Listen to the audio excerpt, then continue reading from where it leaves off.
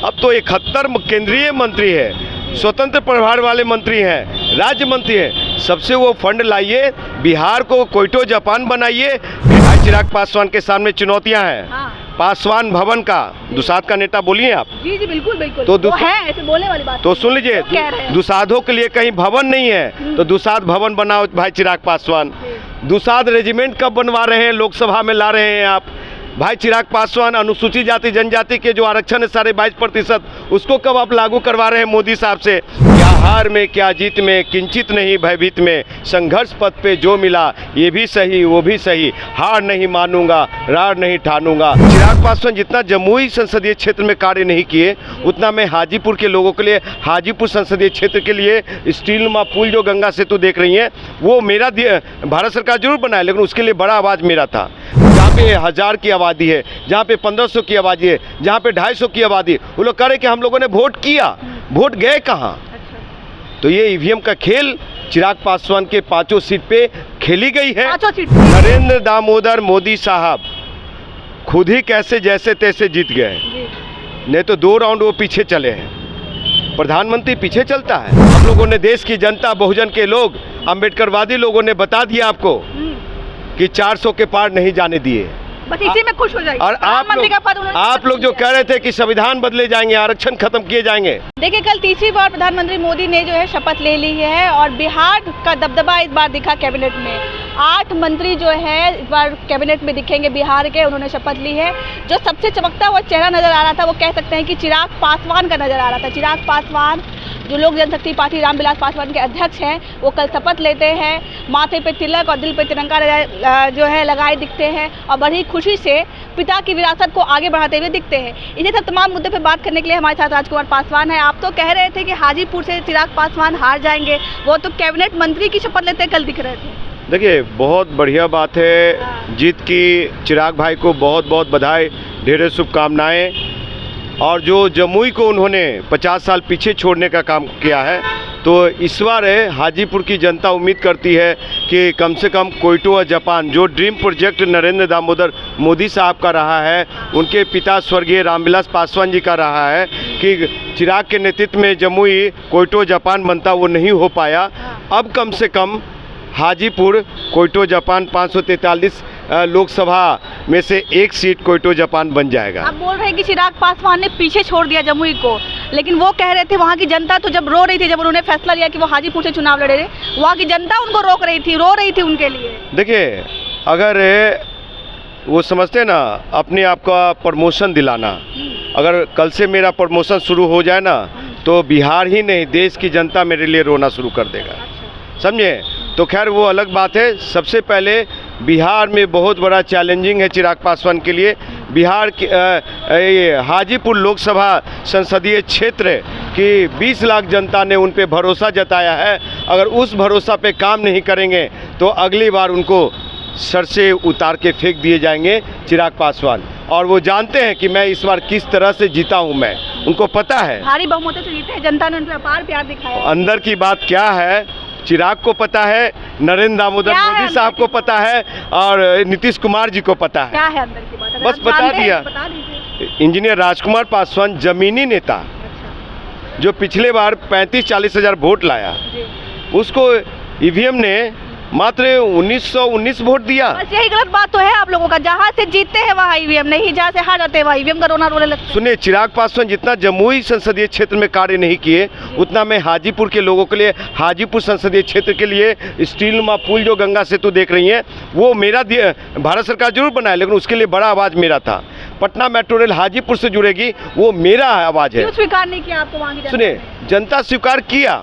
बहुत सारे जगह से जनता कह रही है कि मैंने जहाँ पे 1000 की आबादी है, जहाँ पे 1500 की आबादी है, जहाँ पे 250 की आबादी, वो लोग कह रहे कि हम लोगों ने वोट किया, वोट गए कहाँ।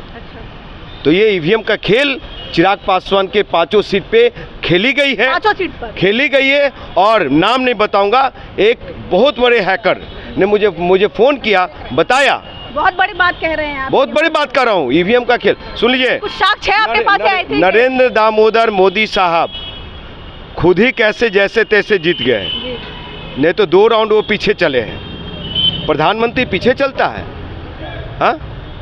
और आपको बता दूं कि नरेंद्र दामोदर मोदी साहब के दिल में जो ये प्यार उभरा है, स्नेह उभरा है कि बिहार में 8 मंत्री दिए हैं केंद्रीय मंत्री, तो वो मैं समझ रहा हूँ।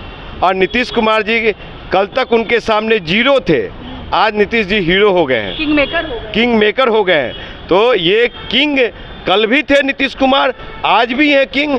इसके बिना न आरजेडी का भला हो सकता है, न नीतीश कुमार जी के बिना भाजपा का भला हो सकता है, न चिराग पासवान के बारे में बात करें। चिराग पासवान कहते हैं बिहार फर्स्ट, बिहारी फर्स्ट। अब तो वो कैबिनेट मंत्री हैं, तो क्या लगता है आपको, क्योंकि आप बात कर रहे हैं उनके बारे में, तो आप न्याय करेंगे इस नारे को?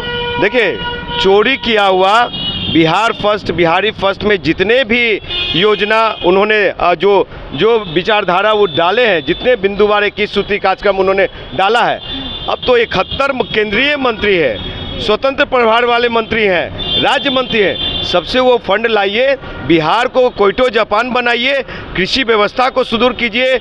यहाँ के जो बच्चे पलायन कर रहे हैं, जो अपना बूढ़े माँ बाप को छोड़ के, जिला जवार को छोड़ के, बच्चे को छोड़ के, बीवी बच्चों को छोड़ करके दूसरे प्रांत में जो रोजी रोजगार करने जाते, मार डंडे की मार खाते, उससे बचाइए चिराग भाई, हम इतना कहेंगे।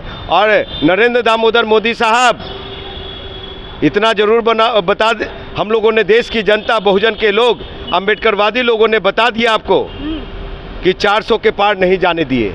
बस इसी में खुश हो जाइए। और आप लोग जो कह रहे थे कि संविधान बदले जाएंगे, आरक्षण खत्म किए जाएंगे, तो हम लोग वो मादा रखते हैं कि प्रधानमंत्री को भी कुर्सी से उतार देने का काम, लेकिन इस बार उतर जाते, लेकिन थोड़ी सी कसर रह गई है।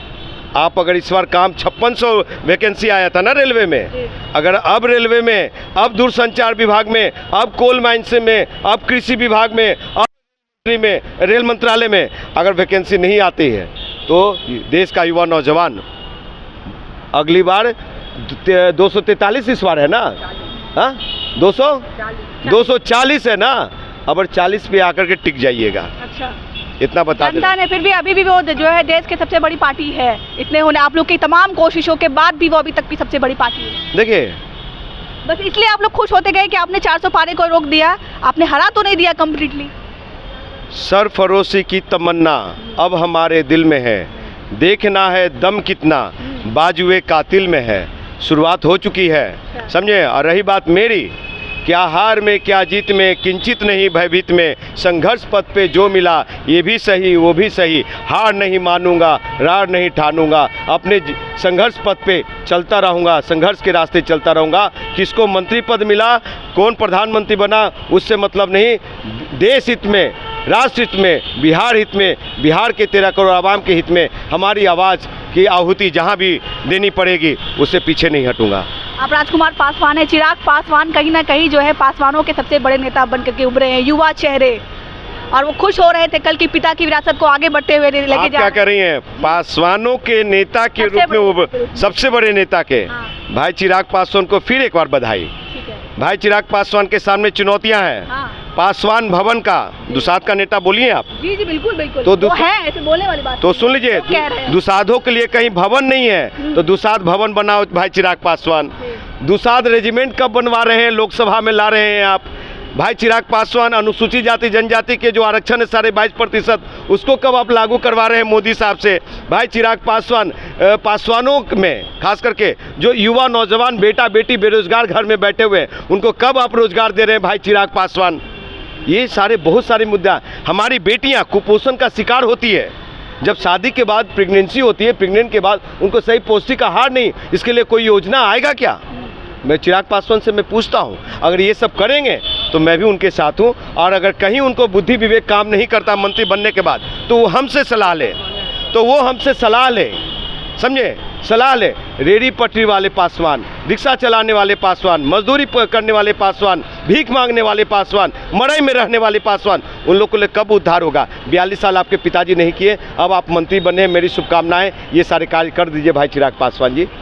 कभी साथ में अगर मौका मिले तो चिराग पासवान के साथ रहिएगा, समर्थन दीजिएगा। देखिए, चिराग पासवान से मेरी व्यक्तिगत दुश्मनी नहीं है, ये विचारधारा की लड़ाई है। समाज का काम नहीं किया उन्होंने, इसलिए हमारी ये लड़ाई है। और उनसे मेरा कोई द्वेषता नहीं है, कोई जातीय विवाद नहीं है, कोई ये नहीं है। जब भी अगर हमारी सहयोग समाज हित के लिए, समाज को आगे बढ़ाने के लिए अगर मेरा वो सहयोग लेना चाहें, स्वागत योग्य है। चलिए, तो हमारे साथ इंजीनियर राजकुमार पासवान थे। इन्होंने इस बार हाजीपुर से चुनाव लड़ा था चिराग पासवान के विरुद्ध, हालांकि इनको हार का सामना करना पड़ा। अब ये सवाल उठा रहे हैं कि चिराग पासवान कैबिनेट मंत्री बन गए हैं, बिहार फर्स्ट बिहारी फर्स्ट का नारा देखते हैं। अब देखना ये बहुत ही दिलचस्प होगा कि चिराग पासवान इस नारे के साथ कितना इंसाफ कर पाते हैं। अब आपको क्या लगता है, चिराग पासवान कैबिनेट मंत्री बने हैं, वो क्या करेंगे क्या नहीं करेंगे? आप हमें लिखकर एक कमेंट पर जरूर बताइएगा। तब तक के लिए धन्यवाद।